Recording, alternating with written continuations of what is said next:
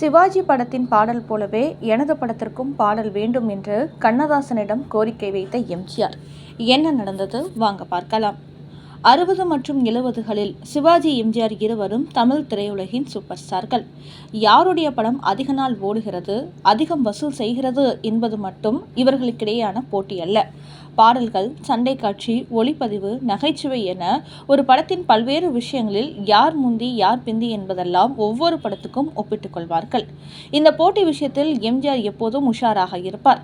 அதிக மக்களை கவரும் ஜனரஞ்சக கதைகளையே அவர் தேர்வு செய்வார்.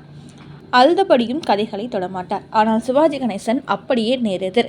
கதையும் கதாபாத்திரமும் அவருக்கு பிடிக்க வேண்டும். உணர்ச்சிகரமான கதை என்றால் சோகத்தை பற்றி அவர் கவலைப்படுவதில்லை. சோகத்தில் பிழிந்து எடுத்த பாகப்பிரிவினை, பாவ மன்னிப்பு, பாசமலர், பாலும் பழமும் போன்ற படங்கள் அவரது வெற்றி படங்களாக அமைந்திருக்கின்றன. பாடல்கள் விஷயத்தில் இருவருமே அதிக சிரத்தை எடுத்துக் கொள்வார்கள். சிவாஜியின் பாவ மன்னிப்பு படத்தில் MS விஸ்வநாதன், ராமமூர்த்தி இசையில் கண்ணதாசன் எழுதிய காலங்களில் அவள் வசந்தம் பாடல் வெளியானதும் மிகப்பெரிய வெற்றி அடைந்தது. இன்றும் ரசிகர்களால் ஆர்வமாக கேட்கப்படும் இந்த பாடல் எம்ஜிஆரை கவர்ந்தது ஆச்சரியமில்லை. இதுபோல் ஒரு பாடலை தனது படத்தில் வைக்க வேண்டும் என்பதற்காக அவர் பல ஆண்டுகள் காத்திருந்தார். அடிமை பெண் படத்திற்கு பிறகு இணைந்த கைகள் என்ற படத்தை அறிவித்தார் எம்ஜிஆர். மெல்லிசை மன்னர் இசையில் கண்ணதாசன் வரிகளில் பாடல் தயாரானது. எம்ஜிஆர் கேட்டுக்கொண்டபடி காலங்களில் அவள் வசந்தம் பாடல் போலவே வரிகளை எழுதினார் கண்ணதாசன். SP பாலசுப்ரமணியம் மென்மையான காதல் கொஞ்சும் குரலில் பாடல் பதிவானது. துரதிருஷ்டவசமாக இணைந்த கைகள் படம் முன்னோக்கி நகரவில்லை, கிடப்பில் போடப்பட்டது. அப்போதுதான் எம்ஜிஆர் உலகம் சுற்றும் வாலிபன் படத்தை தொடங்கினார். 1970 தொடங்கப்பட்ட அந்த படத்தில் அவள் ஒரு நவரச நாடகம் பாடலை சேர்த்து கொண்டார். காலங்களில் அவள் வசந்தம் போலவே இந்த பாடல் பெண்ணை ஊமைகளுடன் வர்ணித்திருப்பார் கண்ணதாசன். ஆனால் இரண்டுக்கும் இடையில் வித்தியாசம் இருக்கும். முதலாவது பாடலில் பெண்ணின் அழகை வர்ணித்திருந்தால், இரண்டாவது பாடலில் எம்ஜிஆர் ரசிகர்களை பரவசப்படுத்தும் கவர்ச்சி மிகுந்திருப்பதை பார்க்கலாம். சரி, இந்த பாடலை உலகம் சுற்றும் வாலிபன் படத்தில் எந்த சூழ்நிலைக்கு எப்படி இணைத்து கொண்டார் எம்ஜிஆர்? அது சுவாரஸ்யமான சம்பவம், வாங்க பார்க்கலாம். அவள் ஒரு நவரச நாடகம் என்ற பாடல் உலகம் சுற்றும் வாலிபன் படத்தில் இடம்பெற்ற மிகவும் பிரபலமான பாடல்களில் ஒன்று. இந்த பாடல் உருவானது குறித்து சினிமா வட்டாரங்களில் பரவலாக கூறப்படும் சுவாரஸ்யமான தகவல் ஒன்று உள்ளது. இந்த பாடலுக்கு இசையமைத்தவர் MS விஸ்வநாதன், வரிகளை எழுதியவர் கண்ணதாசன், பாடலை பாடியவர் SP பாலசுப்ரமணியம். பாடல் உருவாக்கம் பற்றிய ஒரு பிரபலமான தகவலின்படி, படத்தில் நடிகை லதாவுக்கு தனியாக ஒரு பாடல் காட்சி இல்லாததால் அவருக்காகவே இந்த பாடலை பின்னர் சேர்க்க வேண்டும் என்று MG ராமச்சந்திரன் விரும்பினார். அதற்கேற்ப இந்த பாடல் உருவாக்கப்பட்டு படத்தில் இணைக்கப்பட்டது. இந்த பாடலின் சிறப்பு என்னவென்றால், கண்ணதாசன் ஒரு பெண்ணின் அழகு, குணம், உணர்ச்சிகள் அனைத்தையும் நவரச நாடகம் என்ற உவமையின் மூலம் கவித்துவமாக வர்ணித்துள்ளார். அதற்கு MSV அமைத்த மெட்டு பாடலை காலத்தால் அழியாத கிளாசிக்காக மாற்றியது. இந்த பாடலில் கண்ணதாசன் ஒரு பெண்ணை வெறும் அழகியாக மட்டும் வர்ணிக்கவில்லை. இயற்கை, இலக்கியம், கலை, காதல் ஆகிய அனைத்தையும் ஒன்றாக இணைத்து ஒரு காவியமாக எழுதியிருக்கிறார். அவள் ஒரு நவரச நாடகம் என்றால் அதன் அர்த்தம், ஒரு பெண்ணிடம் காதல், சிரிப்பு, கோபம், வெட்கம், கருணை, ஆச்சரியம் என மனிதனின் எல்லா உணர்வுகளும் இருக்கின்றன.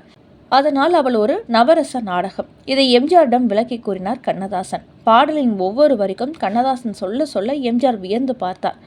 ஆனந்த கவிதையின் ஆலயம் என்று சொன்னால் அவள் வெறும் பெண் அல்ல, சந்தோஷம் நிரம்பிய ஒரு கவிதை. அந்த கவிதை குடியிருக்கும் ஆலயமே அவள். தழுவிடும் இனங்களில் மான் இனம் என்றாள். மானை போல மென்மையும் நாணமும் அழகும் கொண்டவள். தமிழும் அவளும் ஓரினம் என்றால் கண்ணதாசன் சொல்வது மிகப்பெரிய உவமை. தமிழ் மொழி எவ்வளவு இனிமையோ அவளும் அவ்வளவு இனிமையானவள் என்று அர்த்தம் என்று விளக்கம் சொன்னார். மரகதம் மலர்விடும் பூங்கொடி, மழலை கூறும் பைங்கிளி என்றால் பச்சை மரகதம் போல ஒளிரும் கொடி, கிளி போல இனிமையாக பேசும் பெண் என்று அர்த்தம். நிலவில் ஒளிர்விடும் மாணிக்கம், என் நெஞ்சில் தந்தேன் ஓரிடம் என்ற வரிகளுக்கு, நிலவில் ஜொலிக்கும் மாணிக்கம் போல அவள் அரியவள், அதனால் என் இதயத்தில் அவளுக்கே தனியிடம் கொடுத்துவிட்டேன் என்று விளக்கம் அளித்தார் கவிஞர். அடுத்து, குறுநகை கோலத்தில் தாமரை என்றால் அவளின் சிறிய புன்னகை மலர்ந்த தாமரையை போன்றது. கோடை காலத்து வான்மலை என்றால் கோடையில் மழை பெய்தால் எவ்வளவு மகிழ்ச்சி கிடைக்குமோ அவளை பார்ப்பதும் அதே மகிழ்ச்சி. அடுத்து, கார்த்திகை திங்களில் தீபங்கள், கண்ணில் தோன்றும் கோலங்கள் என்றால் கார்த்திகை தீபத் திருநாளில் ஏற்படும் விளக்குகள் போல அவளின் கண்கள் பிரகாசிக்கின்றன என்று அர்த்தம். அறுசுவை நிரம்பிய பால்குடம். அவளின் அன்பு, குணம், அழகு எல்லாமே அறுசுவை போல முழுமை பெற்றவை. ஆடும் நடையே நாட்டியம்.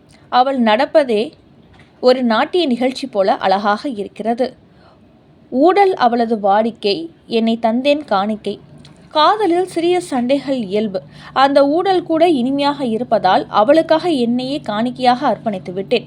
இப்படி அற்புதமான வரிகளை எம்ஜிஆரிடம் சொல்ல சொல்ல இணைந்த கைகள் படத்திற்காக பயன்படுத்த முடியாமல் போனதை எண்ணி வருத்தப்பட்ட எம்ஜிஆர் லதாவுக்காக உலகம் சுற்றும் வாலிபன் படத்தில் அந்த பாடலை சேர்த்தார். படத்தின் வெற்றியில் முக்கிய பங்கு வகித்தது அந்த பாடல். இந்த பாடல் முழுவதும் ஒரு பெண்ணை மட்டும் புகழ்வதில்லை, காதலின் அழகையும் தமிழின் இனிமையும் இயற்கையின் ஓமைகளையும் ஒன்றாக கலந்த கவிதையாக கண்ணதாசன் வடித்துள்ளார். அதனால்தான் 50 ஆண்டுகளுக்கும் மேலாக இந்த பாடல் ரசிகர்களின் மனதில் நிலைத்திருக்கிறது.